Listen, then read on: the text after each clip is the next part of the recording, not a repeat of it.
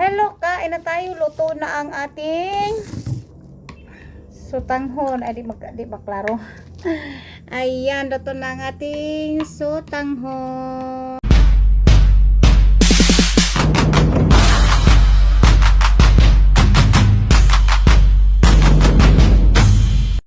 Lutuin ko naman ngayong gabi is napakasarap na sutanghon with chicken. Ito na late na po. Ito yung hapunan namin ngayong gabi.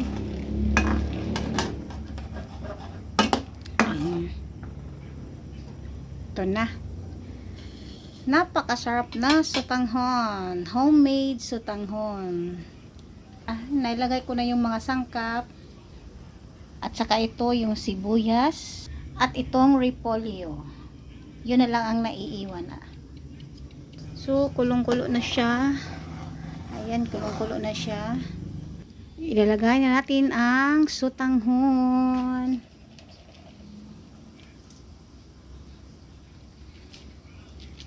Yan.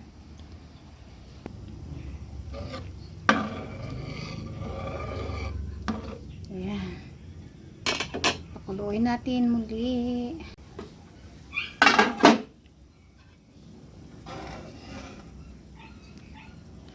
Maglagay na tayo ng konting soy sauce para parang brown siya. Asin. Konti lang.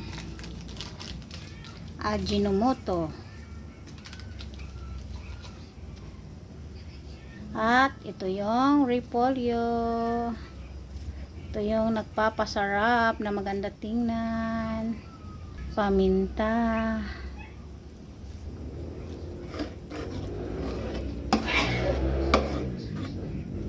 Hello sa mga ka-people ko dyan. Maraming salamat sa palaging panonood, pag-suporta. Thank you so much. Please, yung iba, please manood sa mga video ko. Maraming salamat. Kuluin natin mga minutes. Luto na ang ating sutanghon. Tikman na natin ang ating sutanghon. Hello.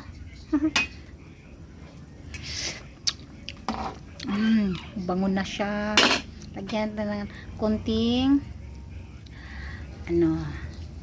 yan. Yun na ang ating homemade sutanghon.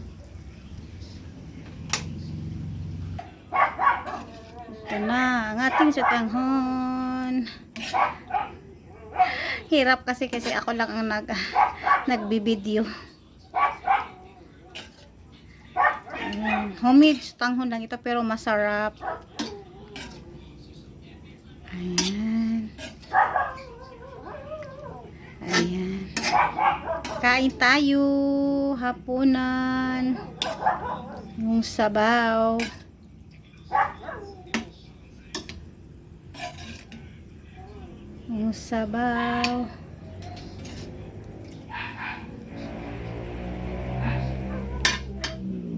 Hello, kain na tayo. Luto na ang ating sutanghon. Ay, di maklaro.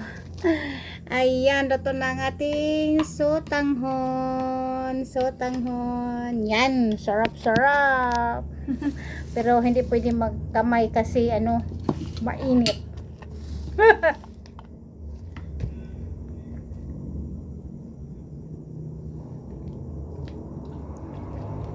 Kain tayo.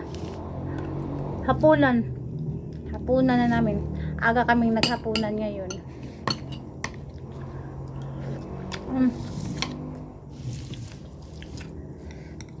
Sarap to mga ka-people. Masarap to kasi daming panakot. Yan, sarap.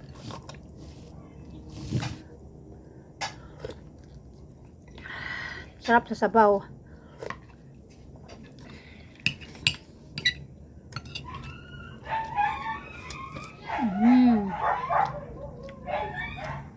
Ayaw ko lang nitong ano, sibuyas.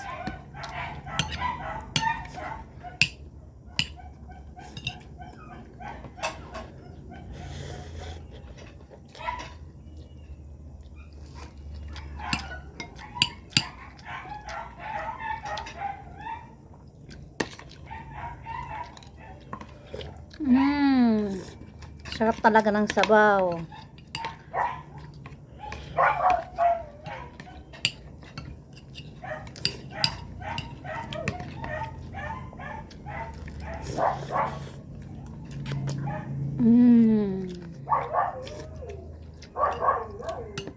Mainit pa yung kanin.